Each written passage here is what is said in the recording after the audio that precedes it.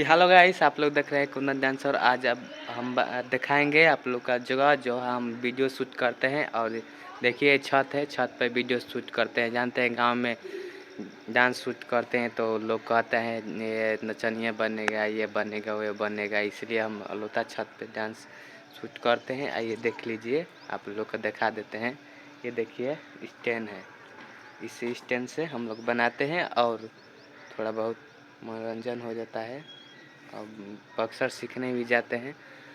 Class में आप लोग का कल मिलाएंगे, हम कल क्लास जाएंगे, मिलाएंगे। और देखिए यहीं पर बनाते हैं, यही जो लुक है यहीं पर आप लोग वीडियो में देखे होंगे, यहीं पर बनाते हैं। और आप लोग वीडियो देख के बताइएगा कैसा डांस लगता है। ठीक है, आप लोग कमेंट वमेंट नहीं करते हैं, जो भी आप है कमेंट वमेंट करिए और बताइए कैसा लग रहा है कैसा नहीं। ठीक है देखिए यही लोग है, यहीं पर शूट हम करते हैं, आप लोग ज़रूर बताइएगा।